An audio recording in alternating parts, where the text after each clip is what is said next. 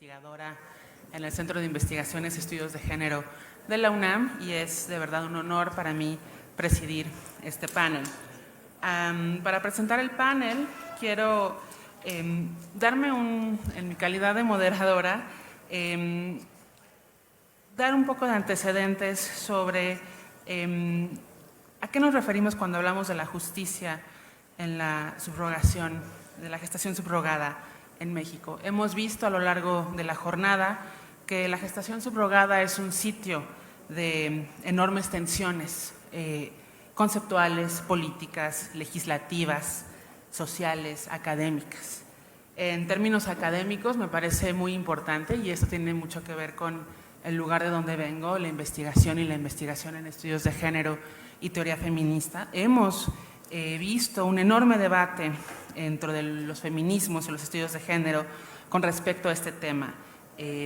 Hay que tomar en cuenta las relaciones de poder, la estructura amplia en la que ocurre este tipo de práctica y algo muy importante, que quienes están en el centro muchas veces son los cuerpos de las mujeres y eso genera enormes tensiones. Ahora bien, ¿por qué son esas tensiones y cómo es que la legislación puede distensar? Yo creo que la gestación subrogada descoloca la idea misma de qué son las mujeres, qué somos las mujeres. Rompe la idea de la maternidad como un destino indiscutible, irremediable.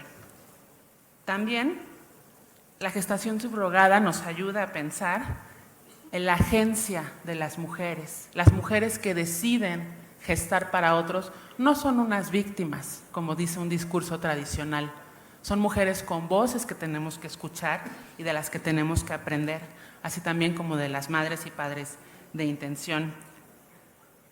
También la gestación subrogada, hemos visto, genera algo muy importante para las sociedades, lazos de solidaridad. Así como donar sangre, también la gestación donar para otros, que va más allá del capitalismo además. Y lo que nos trae a este panel tiene que ver con la legislación. Entonces nos acompañan expertas y expertos en cómo no solo se pueden hacer cosas con palabras, sino cómo hacemos cosas con las leyes, sobre todo en un espacio, en un momento, en México por lo menos, donde hay muchos huecos, muchas faltas, muchas carencias en términos de la legislación y de la regulación de la práctica. Con este antecedente me da mucho gusto presentar a la y los ponentes del día de hoy. Voy a leer la semblanza de cada una y cada uno y después les voy a ceder la palabra. Y acordamos leer unas semblanzas de manera muy ejecutiva porque lo que nos interesa es escuchar. Nos acompaña Fernando Sosa Pastrana, que es doctor en Derecho por la Facultad de Derecho de la UNAM y es secretario de Estudio y Cuenta, coordinador de ponencia de la Suprema Corte de Justicia de la Nación aquí en México. Bienvenido, Fernando. También está con nosotros y nosotras Alejandra Martínez Verástegui, quien es directora general del SEC de la Suprema Corte de Justicia de la Nación, es candidata a doctora por la Universidad Carlos III de Madrid y maestra en Estudios Políticos y Constitucionales por el Centro de Estudios Políticos y Constitucionales de Madrid. O sea, estoy entre pura abogada y abogado y yo soy una humilde teórica política. Imagínense mis nervios, a ver si les entiendo lo que dicen. También está con nosotras Andrés Linares Carranza, quien es magistrado y consejero del Tribunal Superior de Justicia de la Ciudad de México. Él es maestro de asignatura en Teoría del Proceso y maestro en titular de Procesal Civil y Sucesiones, no sé qué significa eso, en la Facultad de Derechos de la UNAM. Después me explica. Y por último, pero no menos importante, está con nosotras Eduardo García Ramírez, que es juez segundo de proceso oral en materia familiar en la Ciudad de México y tiene una destacada labor en el ámbito judicial que ha sido reconocida por el Programa Universitario de Derechos Humanos de la UNAM debido a una sentencia relevante en materia de derechos humanos, lo que permitió el cese del estado de interdicción de una persona con discapacidad psicosocial, restableciendo así sus derechos. Un panel de lujo. Doy la palabra a el doctor Fernando Sosa Pastrana. Bienvenidos.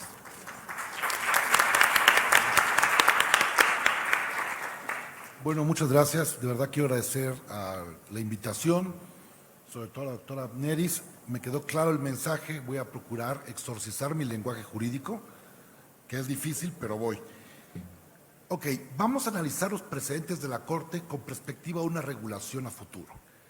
Entonces, aquí tengo un panel de expertos de precedentes. La Suprema Corte Mexicana y los tribunales colegiados han tenido una actividad muy constante respecto de qué entendemos por gestación por subrogación. Tenemos por lo menos desde la Corte, tanto en la primera sala como en el Pleno, una plétora de 8 asuntos más o menos que empezaron a partir del 2018. Los tribunales colegiados tienen otro tanto de precedentes.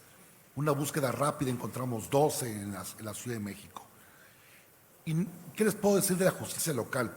Sobre todo la justicia local de la Ciudad de México, aquí tienen un magistrado del Tribunal Superior y un juez del Tribunal Superior. Ellos son por lo menos el verdadero laboratorio casuístico. Entonces, como vamos a estar enfrente de esto, ¿para qué nos sirven los precedentes de la Suprema Corte? ¿Qué perspectiva nos da hacer una legislación en futuro? Entonces, tenemos amparos, que son casos muy concretos. Entonces, lo individual suele ser complicado hacer un estudio abstracto. Y dos, tenemos una sola acción de inconstitucionalidad, que estoy seguro que lo van a explicar mejor que yo posteriormente, que es un estudio en abstracto. Entonces también nos evita el problema. Pero aún así, los precedentes de la Corte nos permiten dialogar a futuro. Es decir, nos pueden dar el camino para una legislación. ¿Cuál es el problema? Que partiendo del estudio de los precedentes y también partiendo del estudio de la realidad fragmentada mexicana, encuentro que nos puede vislumbrar un diálogo con la Suprema Corte. Justamente dos grandes temas. El primero es el tema del contrato de gestación por subrogación. Y el segundo es el aspecto médico-científico de la gestación por subrogación. Entonces, ¿qué extraemos de los precedentes? Una primera lección. Extraemos primero de los precedentes que este tipo de técnicas suelen desbordar la visión clásica que tenemos del derecho. Y entonces nos enfrentamos a una mezcla de normas o de hechos regulados. En concreto, aspectos científicos médicos, aspectos de salubridad y aspectos, en su momento dado, de voluntad de las partes, orden público y filiación. Ese es el primer problema que tenemos para entender la legislación. El segundo problema que tenemos es el silencio, las voces afirmando y las voces negando. Tenemos por lo menos dos entidades de la Federación que expresamente lo regulan, como es el caso de Sinaloa y Tabasco, que es el más paradigmático, y que sobre la Corte se ha pronunciado sobre ellos.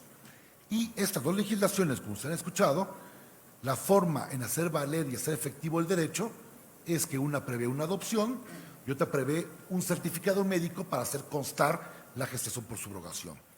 Tenemos dos entidades que las prohíben y tenemos una entidad como la Ciudad de México que ni lo regula ni lo prohíbe y solo habla de donación de células germinales. Entonces aquí viene el segundo problema, el registro civil. Entonces, ¿qué podemos extraer primero de los precedentes? Hay una cosa que es clara y fundamental. La salubridad es materia exclusiva de la Federación.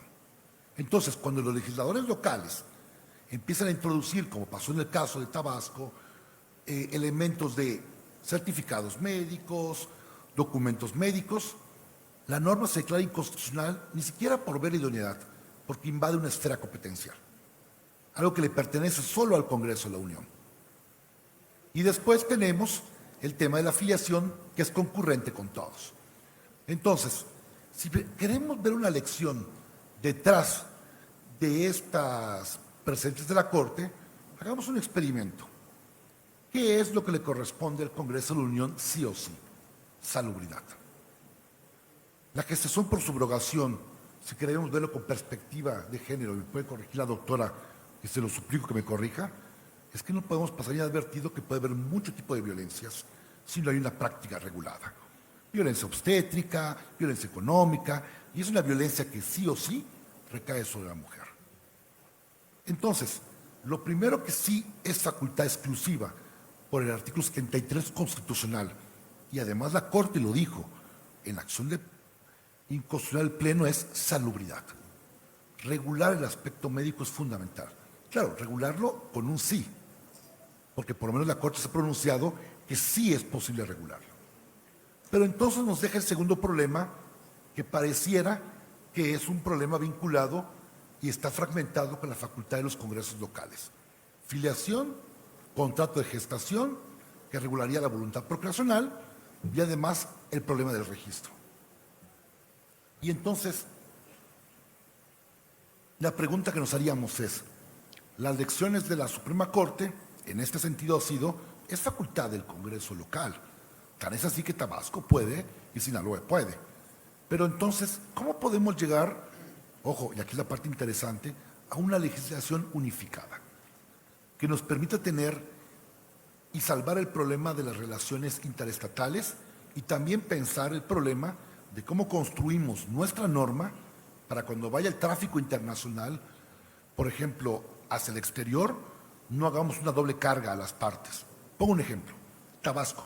Tabasco prevé que para poder registrar al niño o niña que nació por medio de estos métodos de reproducción, como es la gestación por subrogación, pasa por un proceso de adopción. Ahora, imaginemos que va a España. En España, donde está prohibido, el Tribunal Supremo ha entrado en contradicción y en lugar de tomarlo como una posesión de estado de hijo, le requieren una adopción. Entonces va a tener 2 adopciones. Entonces, el problema segundo es el registro. En la Ciudad de México, como les decía, no está reglamentado, pero algunos casos que han llegado a la Corte y que por buena voluntad del registro civil se han sobreseído o que se han visto también en precedentes es que cuando llegan con su documento de voluntad procreacional, con el acta de alumbramiento, que ya no puede prever el acto jurídico, solo prevé un acto biológico, con el juez del registro civil o el oficial del registro civil, ellos, por alguna razón que desconozco, toman el artículo 3, 48 y 49 del reglamento del registro civil para decir, tráeme sentencia que te permita registrarlo. Yo por más que leo el registro y el reglamento, jamás he encontrado ese requisito. Y entonces convierten este problema en un problema litigioso. Tan es así que un presidente de la Suprema Corte se preguntaba si era necesario una jurisdicción voluntaria para convalidar estos actos. Pues claro que no es necesario. Es generar un requisito extraordinario, pero lo han tomado como palabra. Entonces tenemos el problema del registro, las complicaciones del registro y el tema de salubridad.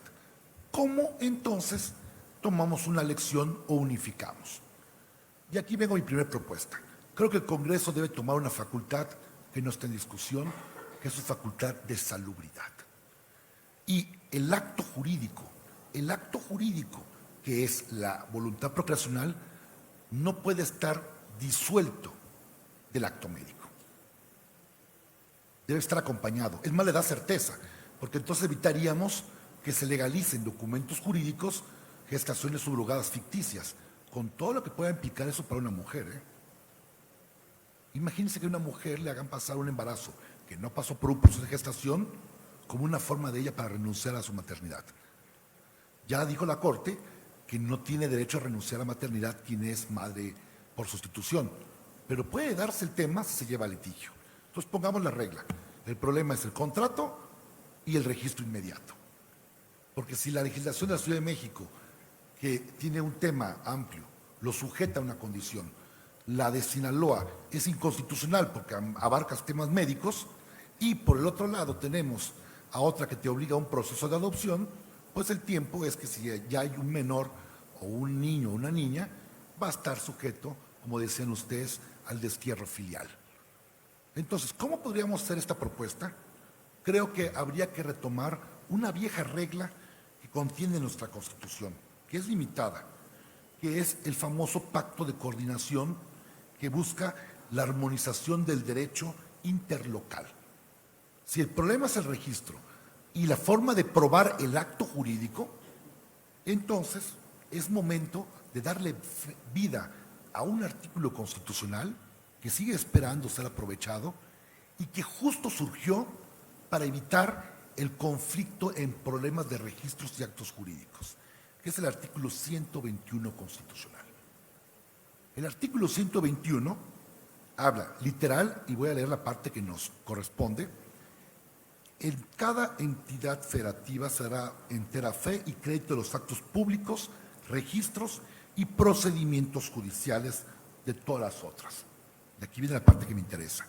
El Congreso de la Unión, por medio de leyes generales, prescribirá la manera de probar dichos actos, registros y procedimientos, y el efecto de ellos sujetándose a las bases siguientes. Esto no es una facultad amplia para el Congreso. No cuestiona la validez de las entidades federativas en sus actos, pero sí da la exigencia probatoria. Y entonces podríamos poner un límite a perspectivas distintas. Para mí requiere intervención judicial, para mí requiere intervención médica, para mí requiere intervención notarial. No, yo creo que, por lo menos desde mi perspectiva, lo que es un sí o sí, se requiere la intervención médica, como un elemento que acompaña la existencia. Y entonces, si unificamos a través de normas de salubridad y unificamos este acto médico a un acto jurídico, sin invadir y afectar las facultades de las entidades federativas, tiene que ser qué elementos necesitamos para aprobarlo. Yo creo que lo que hizo Sinaloa es muy loable. Someterlos a un proceso de adopción es reconocer que no hemos visto el cambiante de la realidad jurídica. ¿Qué es lo que pasa en un registro civil?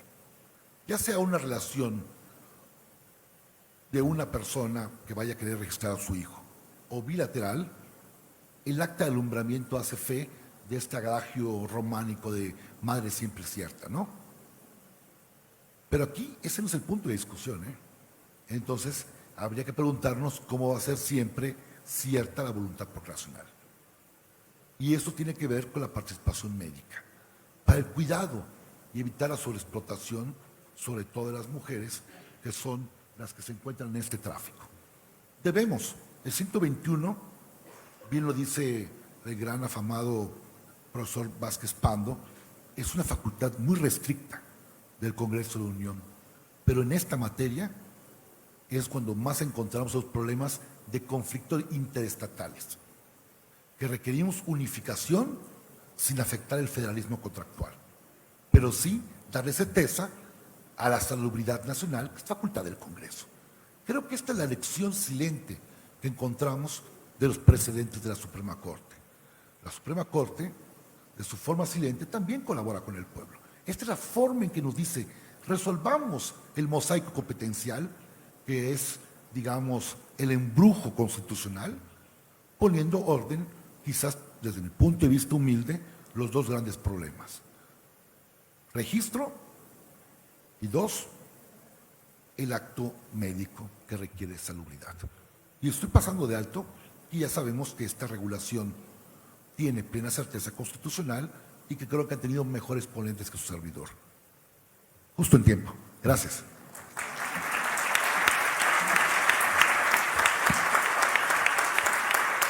Muchas gracias, doctor Fernando Sosa. Ahora cedo la palabra a la maestra Alejandra Martínez Verástegui. Bienvenida.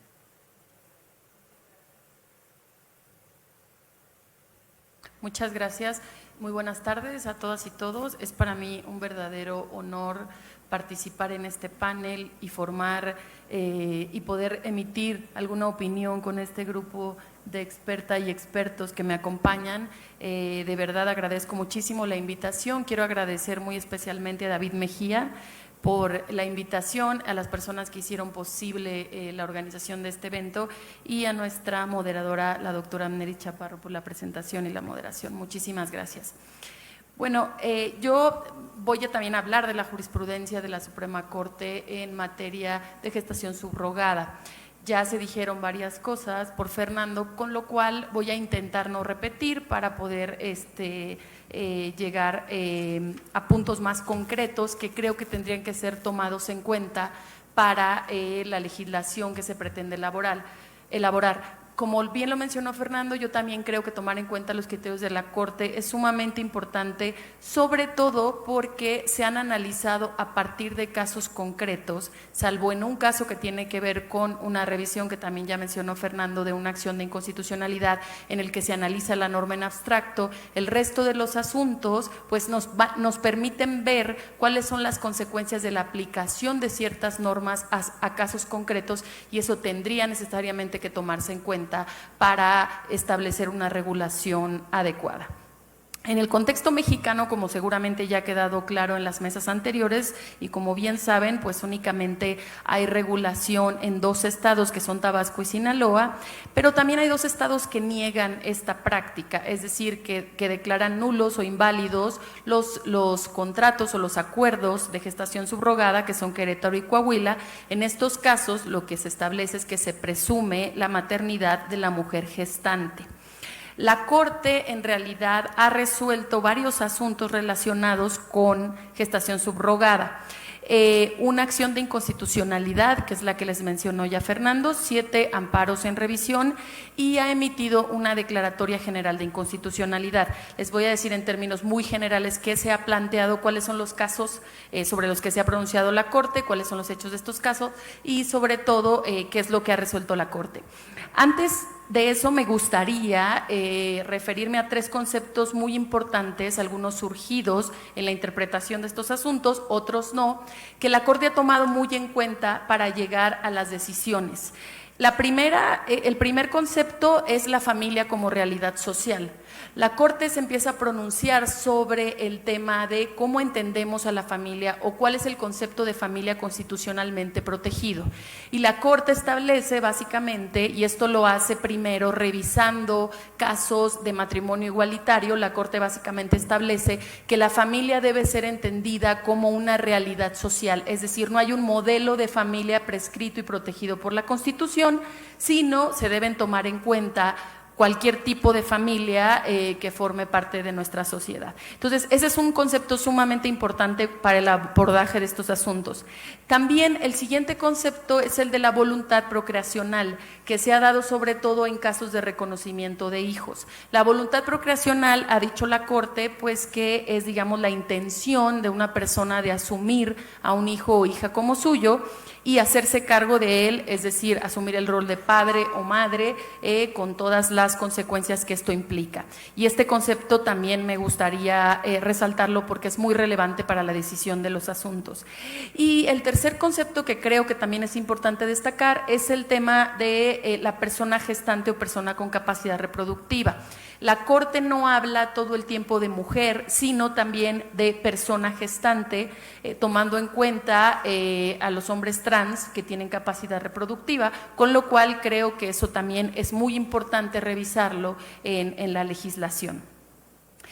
Los casos estos sobre los que se ha pronunciado, simplemente les comento, tienen que ver con el registro de hijos nacidos por gestación subrogada.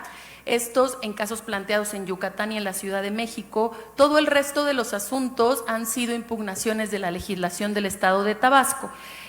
Competencia de los legisladores estatales, que también ya se refirió Fernando, temas de discriminación, de cómo deben tomarse la intervención de las agencias, despachos o de terceras personas, tema de discriminación por edad o de discriminación por sexo, discriminación y también los requisitos de las autoridades obligadas a supervisar el contenido de los contratos, y creo que esto es muy importante establecerlo. Estos son los casos que han llegado a la Corte.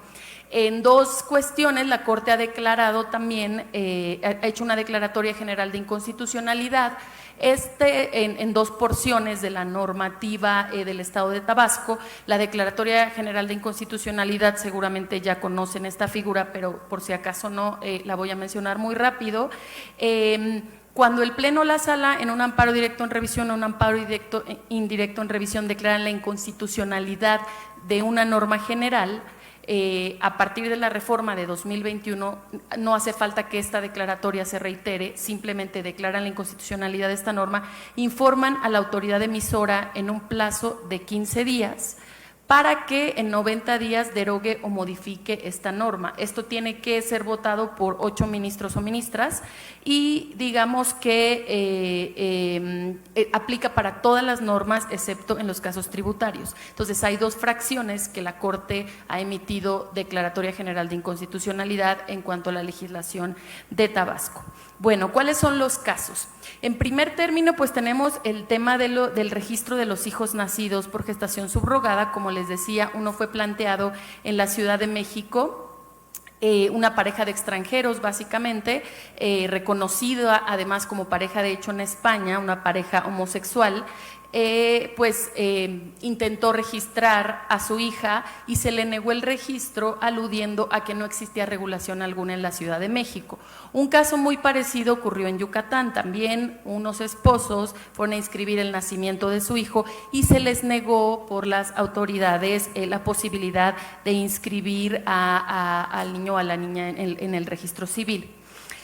Este asunto llega a la Corte, sigue todo el íter procesal y llega a la Corte atrae el caso y lo que ordena finalmente es levantar el acta del nacimiento del niño y de la niña en los casos distintos y registrar a los demandantes como sus padres, porque en un primer momento en el caso de Yucatán únicamente se había decidido por la autoridad de registro civil de registrar al niño, pero sin filiación. Entonces después la Corte ordena que se establezca la filiación y sobre todo establece el concepto de voluntad procreacional. Esta decisión la basa en el concepto de voluntad procreacional y además dice que si existe la voluntad de la mujer o de la persona gestante y de los padres intencionales, se debe proteger la identidad de los niños y las niñas, y esto implica reconocer a la familia como realidad social.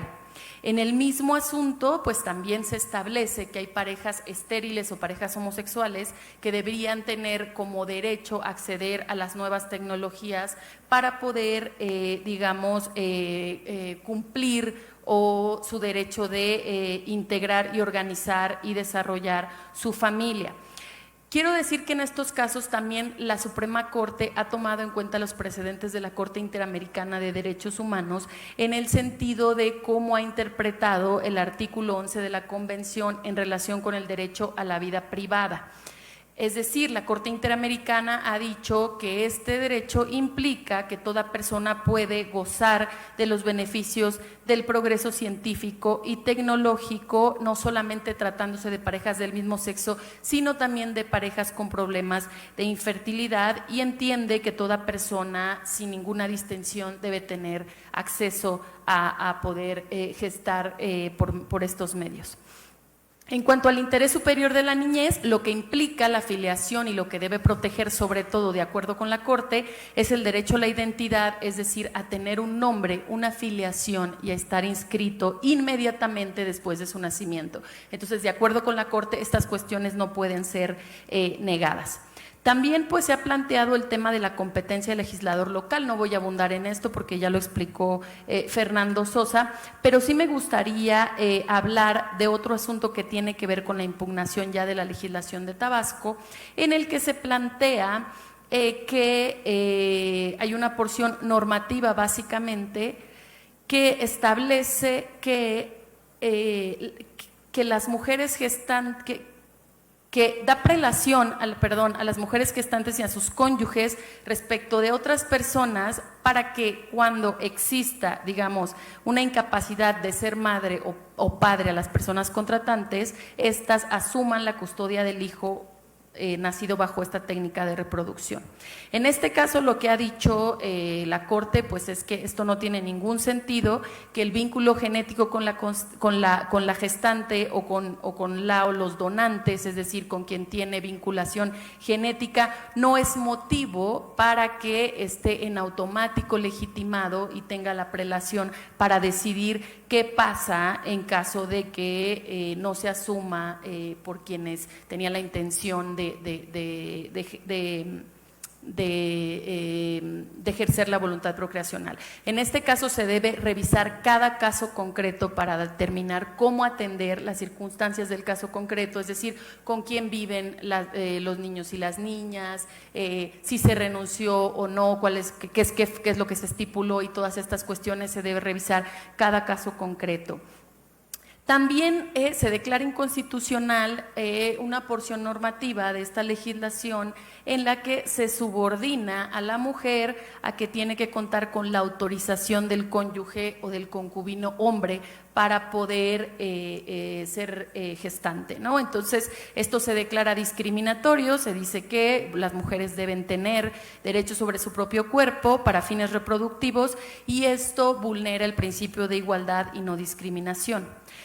También se excluye en esta legislación a las parejas del mismo sexo para poder firmar este tipo de contratos. Esta porción también la declaró inconstitucional la Suprema Corte, y dice que restringir el acceso a las parejas homosexuales es inconstitucional. Lo estoy explicando de manera muy amplia, pero básicamente pues se aplicó un test de igualdad que no se superó, con lo cual se declara inconstitucional esta porción de la norma.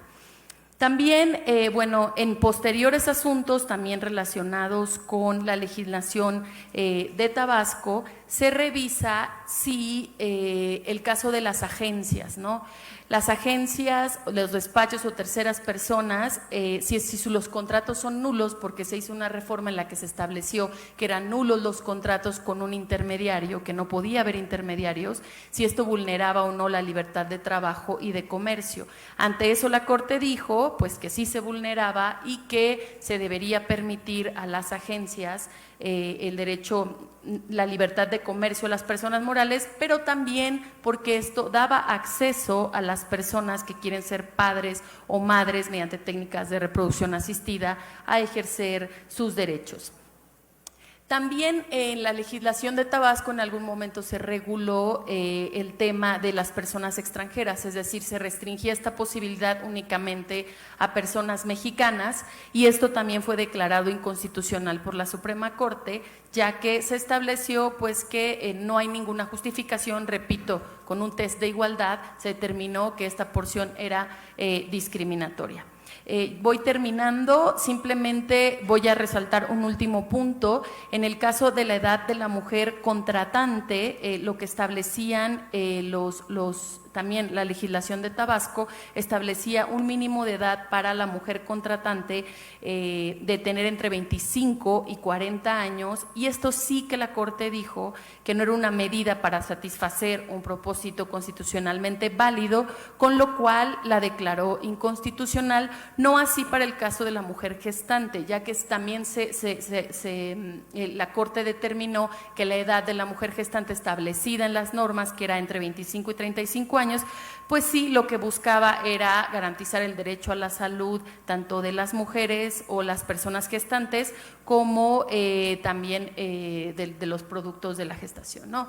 Esto a grandes rasgos, hay muchos más temas que ha tocado la Corte, pero quería señalar estos específicamente que me parecían los más importantes. No tengo mucho tiempo, simplemente señalar pues que creo que se deberían tomar en cuenta todas estas cuestiones que la Corte ya ha revisado a partir de casos concretos para emitir una legislación, y que si queda algo muy claro es que las legislaciones son incompletas, son deficientes, se han declarado ya violación de los derechos fundamentales, pues tanto de todas las partes que intervienen, y por eso creo que es necesaria una legislación general, que además, como lo dijo ya la Corte y lo dijo también Fernando Sosa, es competencia de la Federación. Muchas gracias. Muchas gracias, Alejandra. Ahora es el turno del maestro Andrés Linares Carranza. Gracias. Bien, muy buenas tardes, muchas gracias por la invitación, es un honor estar aquí. Sobre todo que se me permita externar mis ideas, no es dogma, solamente es un punto de vista que yo analizo con base en mi experiencia como juzgador y docente en la Facultad de Derecho. La primera observación que yo quisiera hacer es que los abogados, particularmente los juristas, hemos tomado sinónimos de donde podemos, y cuando viene una figura nueva no se nos ocurre hacer una creación nueva, tener algo. O sea, ya se dijo aquí con mucho tino, este es un tema tanto sociológico, médico y de carácter jurídico, sobre todo en el ámbito familiar. Por eso yo creo que hemos utilizado muchos conceptos o sinónimos, creo que hoy estamos llegando a una conclusión, así lo he escuchado con mis antecesores. Hablar de subrogado o sustituta, más bien es por sustitución, no es subrogada, no es un acto jurídico por el cual una persona queda en lugar de otra o una obligación en lugar de la otra. Este es un fenómeno biomédico en donde una mujer, en un acto de solidaridad, decide gestar a nombre de otra persona. Y digo claramente a nombre de otra persona y no necesariamente a nombre de otra mujer. Por otro lado, no hablamos de maternidad. El concepto de maternidad en el ámbito biomédico es para una mujer gestante que va a ser madre. Desde el punto de vista jurídico se ha confundido maternidad con maternaje. La maternidad es el vínculo jurídico que une a una mujer con su producto o con el producto de su nacimiento, punto. Lo que hablamos como conducta o como comportamiento relacional debemos llamarle maternaje. Para mí esto es importante porque creo que lo que yo escuché sobre todo con la doctora se trata de una gestación por sustitución, punto. Ahora, las implicaciones que tenemos son muchas. Yo también he manejado que los conceptos jurídicos no deben ser abstracciones, teoremas o problemas para el estudiante y lo podamos aprobar o reprobar, sino deben ser un planteamiento de un concepto, de una conducta humana que se va a normativizar, pero que se convierte en una herramienta de trabajo cotidiana. Por eso tenemos que analizar cuáles son los elementos, cuáles son su contenido y su objeto.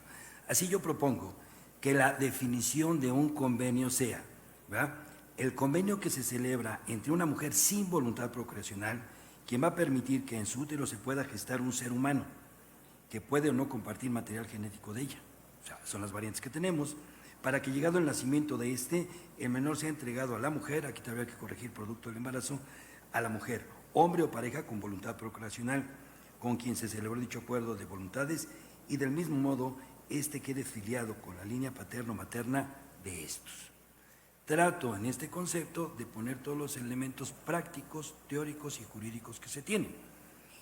Ya discutir los antecedentes de la Corte, creo que lo han hecho con bastante prodigalidad y muy chotino, quien me antecede en el uso de la palabra, así que voy a omitir hacer mi propio análisis, que es coincidente además. ¿Para qué? Para plantearles a ustedes la necesidad de tener una normatividad general. Ya lo había dicho Fernando, yo también coincido con él, tenemos el artículo 121 constitucional, que nos va a dar esta pauta para organizar y armonizar el sistema jurídico mexicano a nivel nacional, local y federal. Pero también creo que hemos perdido de vista para los intérpretes del derecho el artículo 14 del Código Civil Federal. El artículo 14 del Código Civil Federal establece cómo se resuelve el conflicto de las leyes en el espacio y se cree que es a nivel internacional, porque empieza así el artículo. Tratándose del derecho extranjero, el juez mexicano deberá aplicar la norma extranjera como si fuera juez extranjero. Y ahí nos quedamos.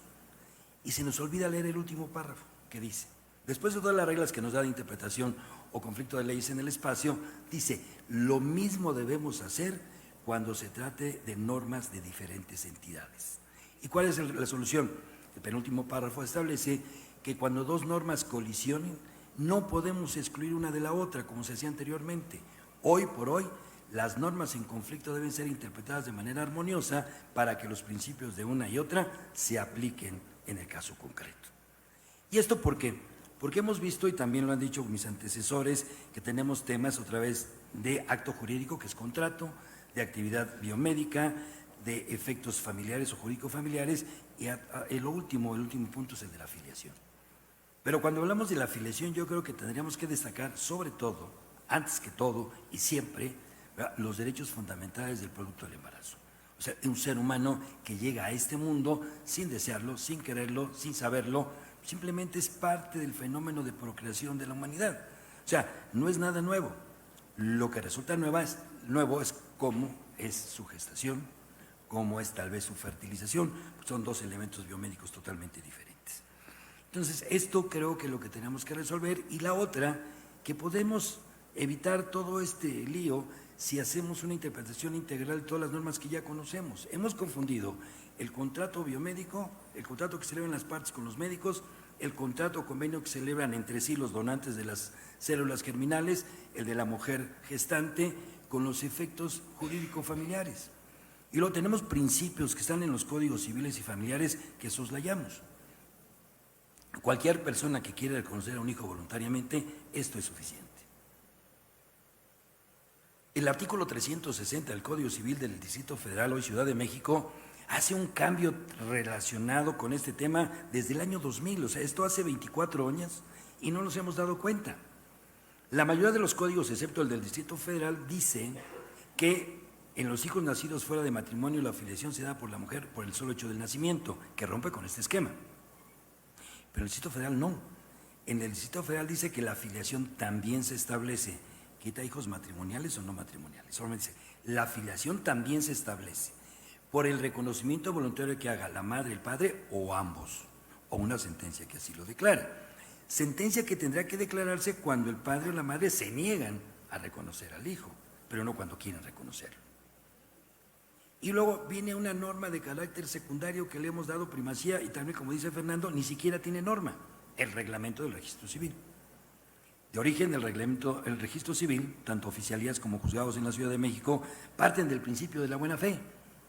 O sea, antes, ¿verdad? Yo encontraba un chamaquito, ¿verdad? Con hijos, con pelos tiesos, ojos oscuros, se parece a mí, pues me lo llevo y lo registro, y nadie me decía nada. Y algo más, ese reconocimiento es irrevocable. O sea, el varón tenía el derecho de hacer ese uso de fe de la paternidad. La paternidad es un acto de fe, más vale creerlo que averiguarlo.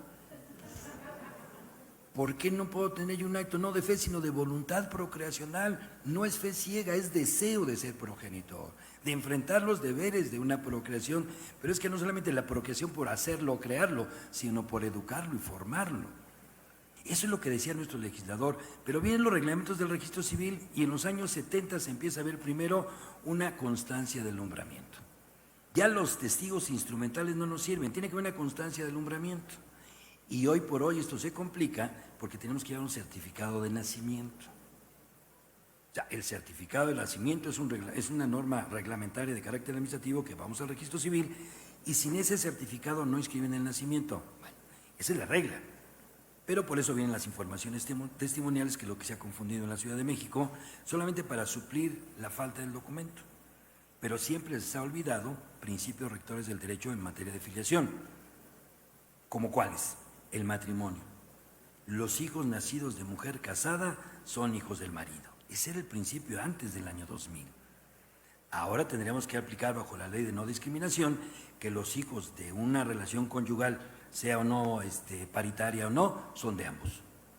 Entonces, si una relación matrimonial tiene un hijo, no importa si es o no es una relación singular, simplemente el principio es que es hijo de ambos cónyuges. Entonces, presento mi certificado de nacimiento, presento mi acta de matrimonio y debe ser inscrito el nacimiento como hijo de matrimonio. O sea, esta falta de interpretación y aplicación integral de las normas nos ha llevado a los amparos que ya explicaron, en donde la Corte decide, espérame, no puedes transgredir los derechos fundamentales de un ser humano que está siendo presentado al registro civil y que no hay controversia. Que ha habido temas como el tráfico de menores, como las adopciones irregulares, que también han permitido que el legislador secundario, y hablo secundario no solamente en cuanto al registro civil, sino particularmente en los reglamentos, que es lo que ha cambiado. Entonces yo creo que la primera propuesta es que nosotros tenemos que aprender a hacer una interpretación integral para llegar o evitar que llegue el amparo. 2, ya tenemos la regla de precedentes que también nos explicó Fernando, entonces ya tenemos normas de interpretación o reglas de interpretación, no normas, que nos permiten poder confrontar esto. Pero la solución que nos ocupa a nosotros, y creo que es el planteamiento, es que debemos de buscar la creación de una norma general, no federal. ¿Por qué no federal? Porque no es un tema de la federación ni para asuntos federales, sino es un asunto para toda la nación. Leyes generales o leyes nacionales, en este caso yo creo que podamos tener una ley general de fertilización y reproducción asistida. Estamos tocando solamente un tema, luego tocamos otro tema y no vemos el fenómeno conjunto. O sea, hay muchos temas de fertilización asistida que tienen consecuencias como cuál otorgar gametos de una persona que tiene problemas de salud y no lo dice dolosamente, tener, no sé, una crioconservación inadecuada por parte del médico. O sea, son contratos complejos. O sea, no es nada más decir, dono, ¿verdad?, células germinales, yo las puedo fertilizar in vitro, implanto y se acabó. No, es todo un procedimiento biomédico que tiene reglas de bioética. Entonces, vale la pena pensar que nuestra ley general debe ser de fertilización y reproducción asistidas. O sea, para que abarque todo el fenómeno que ha venido descubriendo la ciencia médica y en donde la ciencia jurídica nos hemos quedado a la saga. Nos hemos quedado a la saga porque no sabemos utilizar las herramientas que ya tenemos. Nos hemos quedado a la saga porque no tenemos una normatividad que nos pueda ser aplicable. Y reitero nuevamente el criterio que nos maneja Fernando, 121 constitucional, tema de familia, 4º constitucional, y entonces tendríamos la posibilidad de tener una ley general, ¿verdad?, de fertilización y reproducción asistida. Voy a tratar de aprovechar. ¿Cuál es el presupuesto a regular? Los derechos en colisión, que son: 1, el de los progenitores con voluntad procreacional; 2, la mujer gestante; 3, el producto de la gestación con base en el artículo 22 del Código Civil Federal, aplicable en todo el país. La capacidad se adquiere con el nacimiento y se pierde con la muerte, pero entra bajo la protección desde su procreación. O sea, no solamente seres humanos, cualquier ser humano en este país queda protegido desde su procreación. Y este trama también se nos olvida. 2, objeto a regular. Tendríamos que regular un convenio plurilateral y concurrente entre los métodos biomédicos basados en la bioética, la voluntad procreacional, que puede ser 1 o 2 personas, un acto de solidaridad de la mujer gestante, que se unen, no, se tienen que coordinar, no siempre es lo mismo. La mujer gestante puede no aportar material genético, la mujer gestante puede ser o no conocida, puede ser o no pariente. Lo que sí creo que el rango es ser mayor de edad para manifestar su voluntad y que su estado de salud se lo permita. Opinión personal: es difícil que una mujer que no ha tenido gestación pueda saber cuál es el tema del embarazo. Por eso se propone que haya sido una mujer que haya tenido gestación, pero no puede ser un requisito. Lo verdaderamente importante es que sea la mujer la única dueña del don de vida, que decida cómo y cuándo y a quién dársela. Don de vida. Entonces, finalmente, la naturaleza de este convenio, según yo, sería un convenio multilateral e interdisciplinario para armonizar la concurrencia de intereses privados con efectos de orden público para una forma de fundar familia y la protección integral de sus participantes. ¿Esto qué significa? Que no solamente en el caso de la gestación por sustitución, sino en todos los fenómenos de fertilización asistida, tenemos que desvincular a los sujetos terceros sin voluntad procreacional. Y esto no va a ser nuevo, nos parece escandaloso porque esto no se había visto antes. Pero ¿qué pasa con la adopción? O sea, en la adopción simple, en la adopción plena, los padres biológicos se desvinculan de sus hijos. Siendo juez, alguna vez yo preguntaba: ¿puedo regalar a mis hijos? No, sí. Pero la figura es adopción, no donación. Porque los seres humanos no somos cosas, somos seres vivos, con intelecto, con alma, con corazón, con sentimientos y con una interacción humana día con día. Muchas gracias.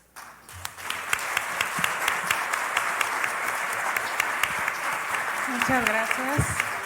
Ahora cedo la palabra al doctor Eduardo García Ramírez. Bienvenido. Bueno, pues hacer un repaso de todo lo que han dicho los que me han antecedido, pues sería un poco cansado y además necio de mi parte. Entonces, yo quiero platicarles de una manera muy sencilla algún tipo de experiencias. Vamos a ver. Tenemos el caso de una señora de 35 años, tiene un hijo de 5 años, y llega y dice, con otras palabras, desde luego: este señor que está aquí es mi padrastro, pero yo soy la que estoy promoviendo una adopción, porque yo quiero llevar el apellido de él. Él es mi padre, y mi hijo de 5 años quiero que lleve su nombre. ¿Por qué? Porque él me enseñó a andar en bicicleta, él me ayudaba en mis tareas, él trabajaba todos los días para traer el pan en la mesa, él se preocupaba cuando yo tenía algún problema. Eso es un padre. Y yo quiero llevar el nombre de él. Yo quiero reconocerlo a él como mi padre. Sí. Otro caso, una chica tiene un hijo. Entonces es muy difícil para ella la situación, va y lo deja con un tío. El tío tiene un esposo. Entonces la chica hace su vida y entonces el niño se queda con el tío y con el esposo del tío, con sus 2 tíos. Pasan algunos años, él siendo un adolescente, acude y dice: yo quiero que me adopten, llevar a cabo la adopción. ¿Por qué? Porque ellos son mis padres. Ellos me han cuidado, me han querido, me han atendido Ellos han estado conmigo. Yo me siento orgulloso, yo necesito, yo quiero llevar el apellido de ellos y que ellos se reconozcan, y quiero ostentarme en todos lados como que ellos son mis padres. Una niña forma una familia, la señora tiene un problema con el papá, se separan un poco, tienen 2 hijos, y la señora tiene una situación con una persona muy difícil, tiene una niña, y regresa, después se reconcilia con su esposo. Esa niña entonces ahora es registrada por el esposo, los otros niños son sus hermanitos, y desde luego el señor pues es su papá, la quiere, la atiende y todo eso, y forman una familia. Un buen día se aparece el biológico y dice: vengo a reclamar la paternidad. ¿Qué le decimos a la niña? Yo les pregunto: oye, mira, aquí hay una prueba del ADN. Resulta que tu papá es este señor que está acá, no el que te ha cuidado, el que te ha atendido, el que te ha querido, el que ha visto por ti. Aquí la prueba del ADN. Entonces, ¿sabes qué? A partir de este instante dejas de querer a esta persona, dejas de darle cariño, atenciones y todo eso, obedeces y reconoces a este señor porque hay una prueba de aquí del ADN. No, perdónenme, pero no. Perdónenme, pero no. La situación en una familia se basa en el espíritu. Los seres humanos no somos nada más cuestiones biológicas. No es nada más saber qué dice el ADN. Los seres humanos tenemos un espíritu que es parte de nuestra esencia, no es un accesorio. Los seres humanos nos conformamos por algo más. Y entonces, ¿qué necesitamos de una familia? Necesitamos que en esa familia, y al momento de crear y de legislar y todo eso, busquemos ese tipo de familia donde haya respeto, cariño, solidaridad, atención.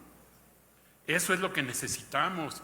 Y me llama mucho la atención que inclusive hay opiniones en contrario de esto, como si la biología nos fuera a dar la pauta y nos fuera a dar la solución acerca de cómo es la manera de proyectarnos, cómo es la manera de que nosotros como seres humanos tenemos de trascender, cómo es la manera en que debemos formar una familia, cómo es la manera en que nosotros como sociedad debemos avanzar y comportarnos con esa solidaridad entre nosotros. Si hay una persona que puede ayudarte y prestar su vientre, pues por supuesto que esa persona está ayudando a otros a ser felices, a crear vida, como han estado las personas que lo han manifestado aquí, con una alegría, con una satisfacción, con una proyección. Entonces, pues por supuesto que yo creo que debemos tomar eso como prioridad, y desde luego, obviamente, todas las cuestiones legales, médicas y toda esta situación. Quiero comentar igualmente una situación. Se está llevando entonces algunos procedimientos, porque el registro civil dice, pues para poder levantar un acta, que como ya lo dijeron, la Constitución dice todo el mundo tiene derecho a su acta, debe levantarse inmediatamente, pero además, por si fuera poco, la Constitución dice la primera acta debe levantarse gratuitamente. En vez de que eso venga en una ventanilla o algo así, es tan importante que esté elevado a rango constitucional. La primera acta es gratuitamente, porque ese realce, en vez de que esté en un folleto, en una ventanilla, en un cartelón o algo así, no. Está elevado a nivel constitucional para que veamos lo importante que es tener un acta. De ahí, como ya lo dijeron, pues de ahí se desprenden la nacionalidad, el nombre, apellidos, tu origen, saber tu origen, ¿sí? Derechos alimentarios, hereditarios, etcétera, etcétera. Una cantidad infinita de derechos, tu identidad. Bueno, y entonces dice, para que yo, registro civil, levante un acta en estos casos de gestación, pues primero tiene que llevarse a cabo un juicio. Y entonces ahora yo les pregunto, ¿qué juicio? ¿Qué tipo de juicio? ¿Cuál es la vía? ¿Qué pruebas? ¿Qué se debe? ¿Cuál es el mínimo? ¿Cuál es el mínimo? ¿Qué debemos hacer? ¿Cuándo hicimos bien y cuándo hicimos mal? Entonces, mi opinión es, pues vamos a hacer un repaso. Vamos a hacer una situación, ver que existan los elementos de existencia, que haya voluntad, que haya objeto, que no haya vicios de la voluntad, ¿sí? Que el objeto, motivo, fin no sea ilícito. Vamos a ver, que venga la mujer y entonces preguntarle amablemente, respetuosamente y que nos diga si entiende perfectamente, si sabe cómo firmó el contrato, sí. Hacerle una serie de preguntas, pero más que interrogarla es para que ella se explaye, para que ella manifieste, para cerciorarnos de que ella está comprendiendo, está otorgando su voluntad. Los intencionales para que sepan perfectamente que, por ejemplo, que no van a poder regresar al niño, como ya hemos visto que ha sucedido. Sí. Toda esa serie de circunstancias. Y hemos pedido, inclusive, que acudan de la clínica, porque vemos que han manifestado que el aspecto médico, pues genético, es una cuestión esencial. Es una cuestión muy importante. Se acude el médico, por cierto, saludé uno hace ratito. Entonces decir, bueno, pues sí, miren, llevamos a cabo este procedimiento, nos cercioramos con esto. Oigan, pues estamos conjuntando todos los elementos. Estamos conjuntando todos los elementos de voluntad. Estamos viendo que se hayan respetado verdadera y auténticamente los derechos de la gestante o sustituta, como le queramos llamar. Estamos viendo que los intencionales igualmente, por supuesto, estamos viendo en primer término el interés superior del niño, ¿sí? En el sentido de que se respeten y que vamos a ver cuáles son sus derechos y que esté todo en orden. Y además vemos cómo fue ese procedimiento. Entonces, a veces es jurisdicción voluntaria. Creo que hay ahorita alguna situación en donde si esa es la vía, si es la correcta o no. Lo hacemos en vía de jurisdicción voluntaria y decimos, mira, ¿sabes qué? Yo no te puedo ordenar registro civil porque es una jurisdicción voluntaria y aquí no hay derechos constitutivos, no voy a decir que es la paternidad o la de los intencionales, pero sí te digo que yo tuve la oportunidad, con los elementos que tuve, de ver pues que todo está correcto, que están los elementos de existencia de un acto jurídico, que están correctos los elementos o los requisitos de validez, no hay un vicio, no hay ilicitud, no hay una situación ilegal, nadie fue engañado, en fin, vamos creando y te digo, ¿sabes qué?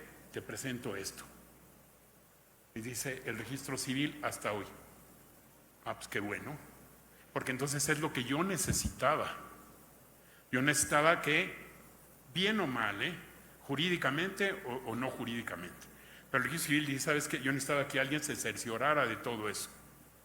Ya lo hiciste, qué bueno, y entonces les han levantado el acta. Para terminar, déjenme decirles que cuando no hay una legislación, no hay reglas claras, pues todo el mundo puede hacer todo lo que quiera. Y los que están en contra pueden poner todas las trabas que quieran. Y además se vale que todo el mundo opine y todo el mundo se pida todo lo que quiera y se le ocurra. Todo es válido porque no hay ningún límite, no hay ninguna regla.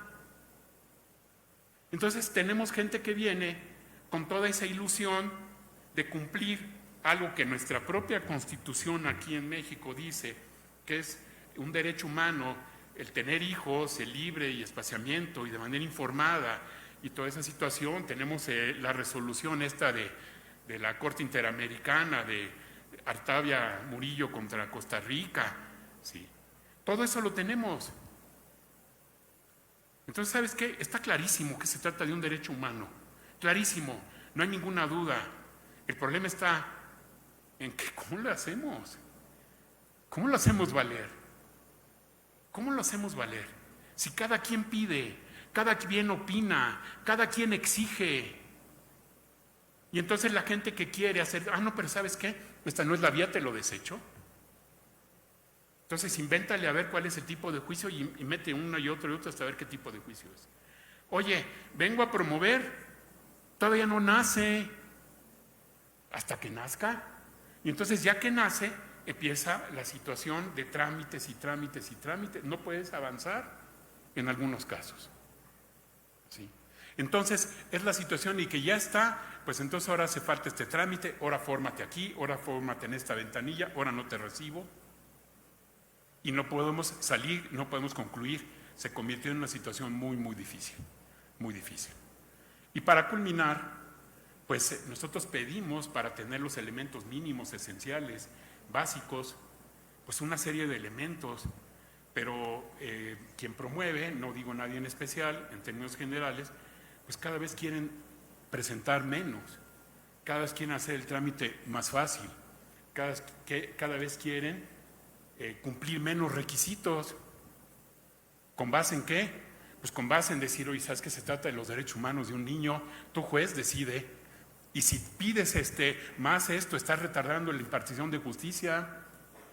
Y si exiges tal o cual cosa, entonces es una situación interminable. Tú debes decidir con lo que tienes, como si se tratara nada más de un simple trámite de ventanilla, decides y entonces si no estás violando los derechos de los niños. Muchas gracias. Muchas gracias.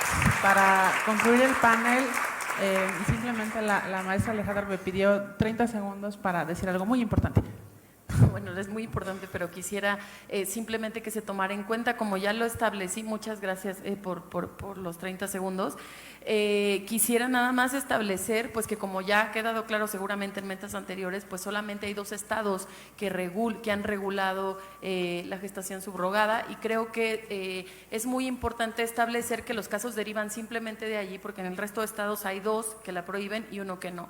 Y también dejar claro que es competencia de la Federación, todos estos temas son competencia de salubridad general, con lo cual lo que se ha demostrado es que estas legislaciones, por no existir, es decir, los casos que se han abordado han sido porque no existe legislación, lo que impide registrar a los niños y a las niñas, y los casos también en los cuales pues se vulneran derechos fundamentales de las partes porque la legislación es deficiente o es incompleta. Es necesario que se legisle en el tema y creo que debe tomarse muy en cuenta lo que ha dicho la Suprema Corte, sobre todo, repito, en los conceptos de voluntad procreacional, el tema de entender a la familia como realidad social y también los derechos de las personas trans. Y por último, simplemente no pude mencionarlo, pero la Corte, y esta es la parte que quería yo nada más establecer porque tuve muy poco tiempo, la Corte ya ha revisado cuáles son las obligaciones de las autoridades encargadas de supervisar la validez de los contratos de gestación por sustitución. Esto es importante, creo yo, que se tome en cuenta, porque la Corte sí que ha dicho, entre varias cosas, que se tiene que verificar, por ejemplo, que el contrato reparta proporcionalmente las cargas del incumplimiento entre las partes y proteja la parte que esté en desventaja económica, y también que no se pacten cláusulas que nieguen la posibilidad de la gestante de realizar su proyecto de vida, entre otras cuestiones, con lo cual creo que este es un asunto importante que debería tomarse en cuenta en el momento de legislar. Muchas gracias. Muchas gracias. Quédense al siguiente panel y agradezco al presidio. Ay, doctor, me ponen aprietos, pero rápido, 30 segundos. César Sí, me va a 30 matar. segundos. Creo que todo lo que dicen es cierto, nada más para abonar lo que dice la doctora, sobre todo para quienes somos operadores jurídicos, que no se nos olviden los artículos 18 y 19 del Código Civil Federal. La falta de precepto no será motivo para que los jueces dejen de resolver los conflictos. Y el 19, donde no hay norma, debemos aplicar los principios generales del derecho. Gracias. Gracias. ¿La justicia será feminista o no será?